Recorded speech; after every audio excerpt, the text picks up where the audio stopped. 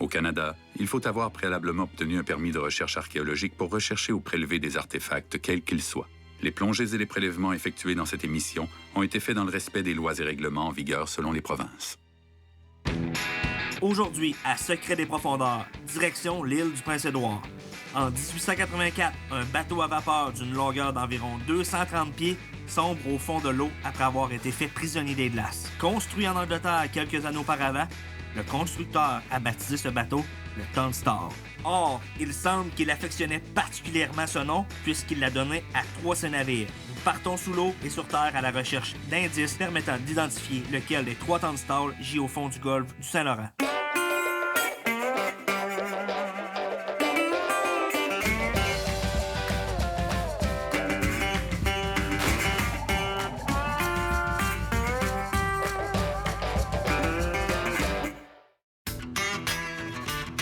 C'est la première fois qu'on vient ici, là. C'est ça, moi c'est drôle, je suis venu cet hiver ici pour les phoques, mais c'est la première fois que je viens pour vraiment plonger, sûrement pour un épave, hein? Ben, je pense qu'on est là pour ça, hein? Le Tonstal. Le Tonstal. Tonstal. C'est un bateau qui a coulé en 1884 puis a été localisé en 1985, mais n'a pas été plongé avant la fin des années 80. Mario, il y a quelque chose que je t'ai pas dit tantôt.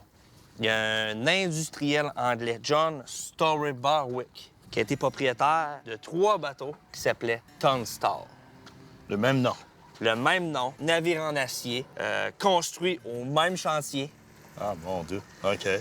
Lui, c'était un... Premièrement, il était impliqué dans les mines, construction navale. Fait que c'est sûr que tout ce qui était transport de charbon et tout ça... Oui, il était impliqué, là. Il était impliqué là-dedans. OK. Fait que c'est pour ça que le Tonstal qui a coulé en 1884, il y avait du charbon à bord, même s'il était exploité à ce moment-là par la Black Diamond Steamship Company de Montréal. De Montréal, OK. Donc, ça veut dire que s'il a coulé en 1884, Ouais. le 3e, 1885, ça peut pas être celui-là. Fait qu'on élimine celui-là. OK, il y en a un de parti. Il Fait que reste là- 2 autres qu'on sait pas c'est quel exactement. Celui construit en 1876 ou 1879. OK. Hello, bonjour. Kelly. salut. Samuel, Hello, bonjour. You see how beautiful calm it is? We're going to have excellent conditions on the wreck today. It should be a good one. on est à combien de temps de l'épave?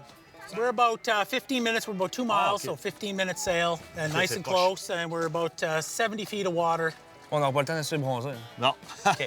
J'ai vraiment hâte d'aller voir ce bateau-là dans le fond. On y va? T'es prêt? Yes, yeah, let's go. It's going to be a perfect day.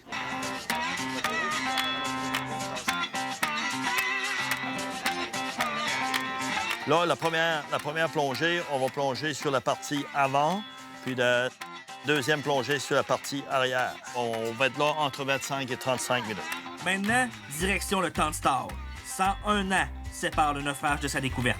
À l'époque, on le cherchait au mauvais endroit, si bien qu'après tout ce temps, le Tonstal était devenu une légende pour les gens de la région.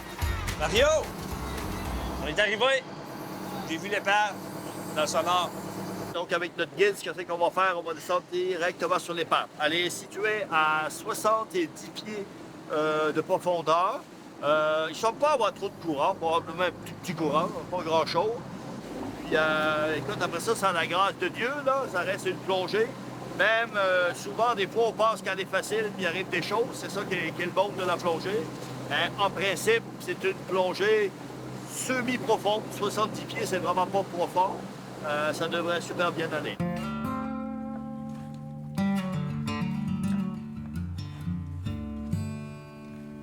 Like you saw there, the boat just put up the dive flag, and that's the international sign to let boats know that there's divers down. He's got the 2 flags there. He's got the Alpha flag as well as the traditional diver's flag with the red and white stripe. That just lets boaters know that they're to stay within 300 feet away in a circle from where the dive flag is, just to protect us in case we come up off the wreck. It's important for the safety of the divers. It's important for the safety of the boat as well.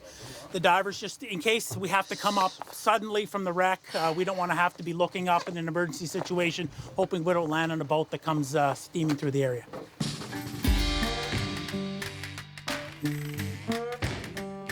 Là, il y a une possibilité que Mario entre à l'intérieur de l'épave. Si tu es désorienté, tu es à l'intérieur, puis comme c'est la première fois qu'il plonge sur cette épave-là, ça se peut qu'il se perde, qu'il ne retrouve plus la sortie. Et là, il peut consommer tout son air. Fait qu'il y a toujours un risque quand même. Là. Mario le répète souvent, là, puis c'est vrai. Là. Et tu peux te noyer dans 10 pieds d'eau. Là, on est dans l'océan. Là. Il y a des risques. Là. C'est pour ça que c'est important d'avoir des gens qui connaissent bien l'épave.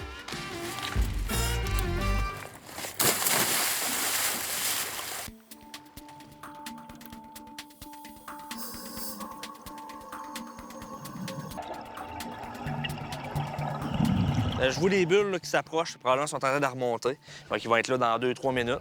J'ai vraiment hâte de voir ce qu'ils ont trouvé. Reste. No wreck. OK.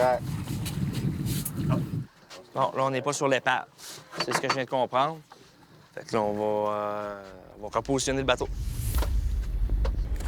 Là, ce qu'on a à faire, c'est un touch and go. Il y en a un, si c'est possible, un seul qui va aller voir en bas. Fait que c'est Kelly n'est pas là, il remonte, on la refait tout de suite. Ce qui arrive avec des sondeurs comme ça, c'est qu'il y a un délai. Tu vois l'épave, et là, le temps que tu dises, OK, lance l'angle, il est trop tard. Fait que là, il va essayer d'une autre façon. Il va prendre son GPS.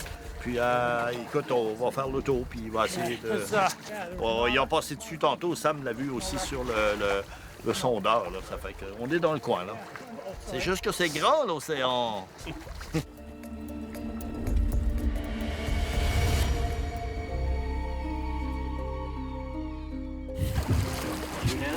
We're hooked onto the tungsten.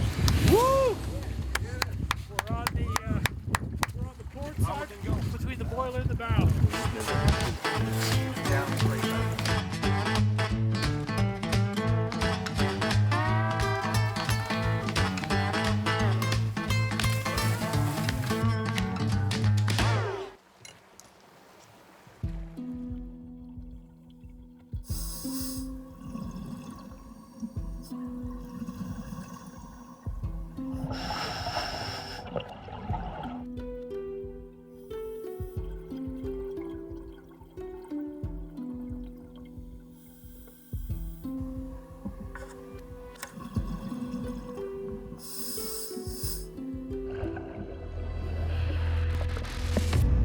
C'est une belle épave?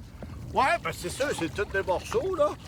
Elle est éclatée. Probablement, tu sais, on a vu un balleur, le guindeau, avant, un ancre. Tu sais, il y a des belles pièces, là. Avez-vous du charbon? Non, Non, pas de charbon. non, parce qu'on n'a pas été... on n'a pas été des parties où c'est arrière puis sous le métal, là. OK. Et c'est là qu'on en a fait à peu près de la moitié. OK. Ouais, on va garder l'autre moitié pour demain. Ah, c'est une belle plongée. Ouais? Passé 70 pieds, il y a plein de perches de mer, là, c'est rempli. La Et, visibilité? j'ai vu une morue, une belle morue. Ouais, une belle morue. Oui, C'est à peu près 20 pieds de visibilité. à peu près. À peu près 20 pieds, 25 pieds. C'est quand même bon. Il y a quand même beaucoup de particules, Ouais. mais tu vois bien, là, tu vois bien quand même les pièces, là. C'est sûr que là, quand ça arrive 5 heures comme ça, 4-5 heures, t'as un effet d'abat-jour, hein. Tu sais, t'as plus de soleil du tout qui rentre, là. Ça fait que demain matin, en venant vers 9h, 10h, ben là, c'est sûr qu'il va y avoir beaucoup plus de soleil, là. Très hâte de visionner les images sous-marines de Mario. Mais avant, on rencontre une personne directement liée à la découverte de l'épave.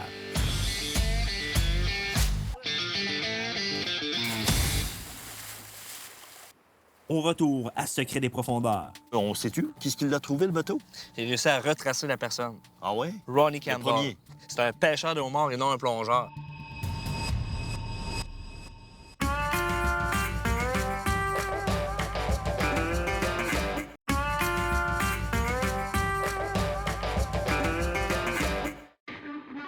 À Pictou, le 3 mai 1884, le Tunstall charge une cargaison de charbon.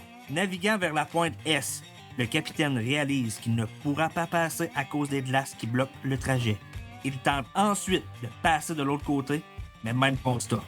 Il réussit finalement à se frayer un chemin entre la côte et les glaces. Mais le matin du 11 mai 1884, après une nuit de tempête, le bateau reste définitivement prisonnier des glaces. La pression exercée fait céder une plaque d'acier côté tribord, ce qui mène au naufrage du bateau à vapeur au large de Corvette Bay. Et ici, là, une illustration qui a été réalisée par notre ami Bob Semple. Ah, OK. On a le Turnstile. Il aurait vraiment coulé la Ouais. proue en premier. En premier. Regarde ici. Ah, les monstres sortaient de l'eau. Mais le capitaine, lui, il n'a pas pensé de prendre la position. OK. C'est pour ça que l'épave a été oubliée si longtemps que ça. OK. Parce qu'on le sait, avec les glaces, là, les mois ont été cassés rapidement. Ça n'a là. pas tout fait longtemps, là, ça. Ouais. Et c'est pour ça que l'épave n'a pas été localisée avant 101 ans. OK. On sait-tu qui est-ce qui l'a trouvé, le bateau? J'ai réussi à retracer la personne. Ah ouais? Ronnie Le Campbell. premier. Ronnie? C'est un pêcheur de homards et non un plongeur. Fait qu'on va revivre un moment avec Ronnie. On va partir avec lui sur l'eau, puis on va aller au-dessus de l'épave. Puis il va nous raconter comment ça s'est passé, cette découverte-là, fortuite.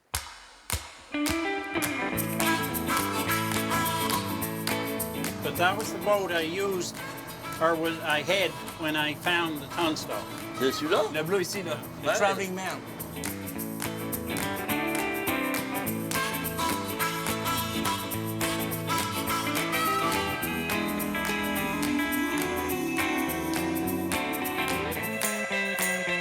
What I'm going to do is just bring you back to the day in 1985 that I found or accidentally hooked into the old wreck, the Tunstall.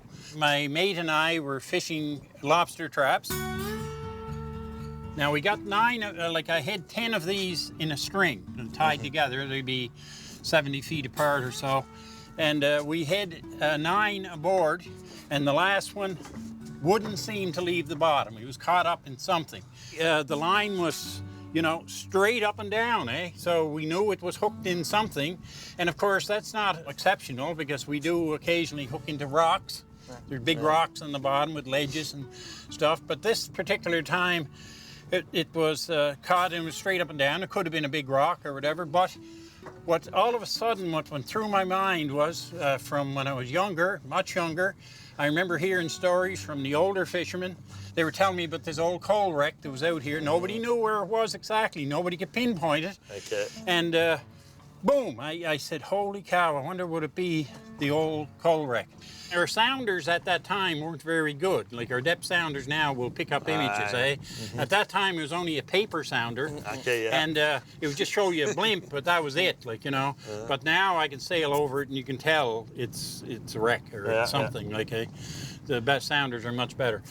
So anyway, I just stayed by and we fished and the crew got ready. I think there was 4 or 5, maybe 6 divers went down. And 15 minutes, the guy was down and he come up and he had the bell in his hand. Aïe, aïe. And once he showed me the bell, I said, get it over here till I clean it off. And it was all covered with growth and whatever.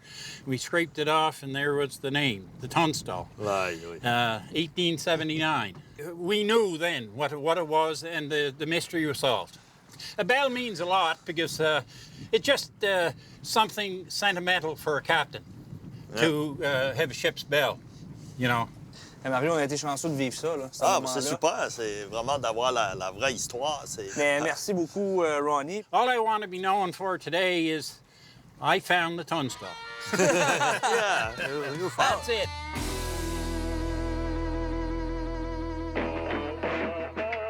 Maintenant qu'on en sait un peu plus sur la découverte du Tunstall, on retourne à quai pour visionner enfin les images de l'épave captées par Mario.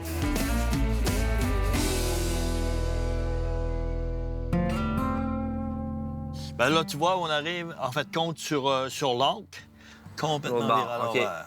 Ouais. Puis, montrer aussi le guindeau. Le guindeau, justement, avec un bout de chaîne qui passe en dessous de tout ça, qui doit être relié à l'angle. Juste là. Ouais. Là, on va se diriger parce qu'il y a deux chaudières, mais on est juste une. OK. Tu vois, c'est celle-là. Donc, c'est la seule que moi, j'ai vue. Puis demain, ben, on va aller voir l'autre. Là, vous n'avez pas vu de charbon. Non. Puis Puis vous avez- de charbon, mais mettons que j'ai pas fouillé vraiment dans OK. le fond. Ça, c'est... Fait Ouais. que demain, je pense ça. Ouais, ça serait important. Observer s'il y a du charbon, puis aussi la fameuse plaque manquante, là. Ouais. Côté tribord, Ouais. à l'avant, c'est là que l'eau aurait commencé à entrer. Commencer à là. rentrer. Ouais. OK. Donc, ça va être important de garder ça. Ça, c'est à vérifier. Puis tantôt, Kelly m'a conseillé d'aller voir John Metlow, qui est l'un des premiers plongeurs à avoir visité cette à plonger épave-là. dessus. Il va sûrement avoir des réponses à nos questions. C'est super, ça. John McLeod est le premier plongeur à avoir exploré l'épave du Tunstall après la découverte inattendue de Ronnie Campbell.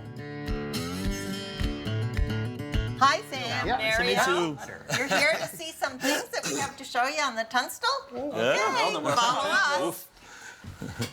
C'est toi qui as vu en premier l'épave dans le fond de l'eau. Fait qu'on est vraiment intéressé de savoir qu'est-ce que tu as vu. Now, when I found it, like there was lots of places, you know, to go and dive in. So, but there are, you know, some big pieces of it still there. Yeah.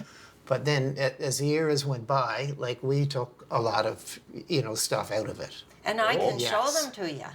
Ah, You yeah. want to see them? Okay, I'll get them. Bon, ça, c'est intéressant. Oui. Oh! Là, on a la réponse, je pense, avec ça. Là. Wow, On va wow, prendre wow. une... Wow. Yeah, thank you. Ah, Mario. Ah, mon Dieu. Wow. Oh, bon, notre réponse, Mario? 1879. Tunstall, construit à Sunderland comme les deux autres. Ouais. Mais c'est- l'année est marquée. Puis c'est lui qui a eu la plus grande carrière, là, 1879 à Ouais, 1884, parce que ceux qui ont été construits en 1876 et 1885, ils ont été perdus peu de temps après leur mise en service. Est-ce que tu l'as trouvé la première plongée? This was the last dive that I did because it was, you know, cold and it was, you know, winter was setting in. And so I went and I looked and I said, oh, what's that? Aïe, And aïe. and I pulled and I dug, and then I seen this, and I came up with this. I threw everything off that I had, and no, really, and went up, and I came up with that bell. Aïe, aïe. Nice. Ben, c'est ça, c'est une pièce précieuse. Ben, yeah. Pièce précieuse parce que c'est l'ombre du bateau. C'est rare qu'on trouve ça. Ouais, très rare, très rare. Pour ceux qui cherchent des épaves, c'est une des premières choses que le monde cherche, hein, c'est Ouais. la cloche. Là. Ouais, c'est ouais. ça. Ouais. Puis ça, c'est une pièce... Ça c'est demeuré au fond de l'eau pendant plus de 100 ans. ouais. Là, ça fait plusieurs années déjà que c'est remonté. Regarde bien. Ouais, c'est ça, hein. Le vrai charbon. Des années plus tard, là. Ouais. Merci beaucoup de nous avoir accueillis parce que là, on vient de résoudre une partie de l'énigme. Ouais. Parce que les pièces sont plus au fond de l'eau. Ouais. Même si on aurait cherché une réponse là, on n'aurait pas non, trouvé. non. On a la cloche, Ouais. on a le charbon. Charbon. Exactement. Au retour à Secret des profondeurs. Si on continue vers l'arrière, on va voir les hélices. Puis après ça, ben, t'as le gouvernail, une partie du gouvernail, Ben oui. qu'on voit très, très, très, très bien.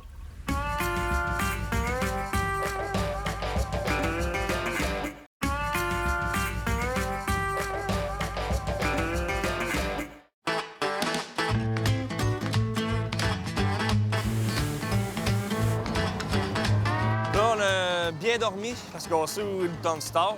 On arrive un matin bien confiant parce que là, c'est une nouvelle journée. Il fait beau. Mario, ben, il y a des missions précises.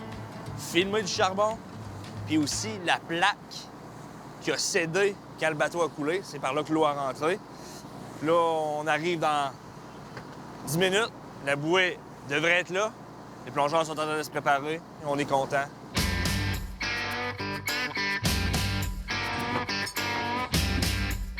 On est rendu à notre deuxième plongée. On pensait qu'il allait y avoir du soleil, donc c'est quand même couvert. C'est sûr qu'à 70 pieds, ça veut dire qu'il n'y a pas grande clarté qui va rentrer. On va fouiller plus dans le fond, voir si on ne pourrait pas trouver des morceaux de charbon. Ça viendrait un peu comme, je dirais, enfoncer le clou de faire de trouver du charbon. Là. Over and we'll go down the buoy line. Once we get to the buoy line, we'll go down back onto the ribs and then we'll head straight to the portside boiler and we'll start our dive there. Okay.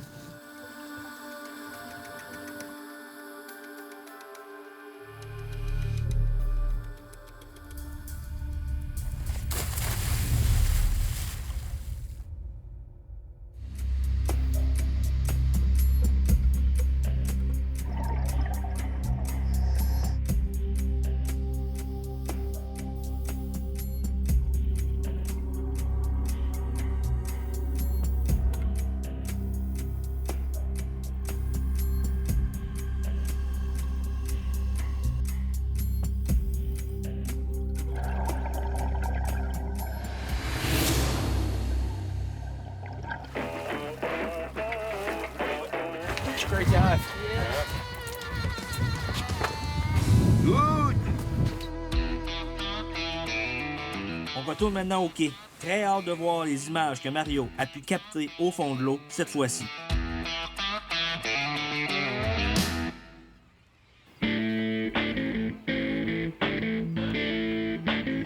Là, je te montre ça. Fait que tu vois, là, je descends vraiment sous la plate. Puis tu vois, regarde, il y a une bosse de charbon là, qui est vraiment sous la plate. Puis tu vois aussi, regarde, juste à côté, il y a 2 homards. Ce qui, à la prémisse, pourquoi cette épave-là a été trouvée? Ben, c'est ça. C'est parce que dans les années 30, il y avait des pêcheurs qui remontaient des homards décolorés par le charbon. C'est ça. Puis là, on sait qu'il y a du homard vraiment sur l'épave. sur l'épave comme telle. Là. Fait que c'était pas une légende, tout ça. Non. Puis là, je vais te montrer autre chose, là, parce que tu m'avais demandé d'aller voir le trou de... En fait, Ouais, à l'avant, à côté l'avant. tribord. Ouais. Fait que là, on va se diriger vers l'avant. Puis c'est ça, en Kelly, on a vu une place vraiment en avant, là, qui a un trou, là. Vraiment, là, où il y a une plate de métal qui a été décollée. Les rivets ont été popés. Yeah, the whole. So that's where when the ship got caught in the ice back in May of 1884, the crew had noticed that there was a hull plate that had punctured, and that's where the ship had sunk down. So where the hull's now tipped over on its side, that's the piece they believe was the hull plate that first punctured, and then when it went down bow first onto the bottom, that's... Ouais, c'est vraiment ça. Puis on le voit super bien, parce que tout le reste, c'est super beau. Puis, tu sais, c'est pas normal qu'il y ait juste une plate carrée comme ça qui est sortie. Ouais, parce qu'autour, toutes les autres. Ils sont tous bien, plates, bien là. Et puis, donc, probablement que le morceau de glace, ben, tu sais, il doit empoigner la plate, il l'a enfoncé par dedans. Qu'est-ce que ça fait quand ça enfonce par dedans? Ben là, les rivets sautent. Puis, vous dire, des rivets, c'est comme des clous. Donc, quand les rivets a sauté, la plate, elle a tombé. Puis l'eau a commencé à rentrer par là. Donc, ça peut pas boucher ça, là. Si on continue vers l'arrière, on va voir les hélices. OK? Tu vois les 2 pales d'hélice, parce qu'il y en a une qui est complètement en haut, puis il y en a une qui est plus sur le côté comme telle. Il y en a 4, on en voit 2. OK. Parce que les autres sont complètement en dessous. Ils sont ensemblés, il y a peut-être cassé aussi. C'était pas du cuivre, hein? C'est pas du cuivre. La fonte? Oui, c'est de la fonte ou un mélange de métal. OK. Puis après ça, ben, t'as le gouvernail, une partie du gouvernail. Ben oui. Qu'on voit très, très, très, très bien. Fait que ça, c'est comme un plus, là, en fait. Ben oui. Ben, c'est des belles pièces aussi. Ouais, merci infiniment, Kelly. C'était très apprécié. Yes, merci. Et puis, ça a été Merci. Yeah, merci. très, très bon guide. Yes. Bon, Mario, je pense qu'on a réussi. Oui, ben oui. Au moins, vous avez été gâtés, la visibilité était bonne. Ouais.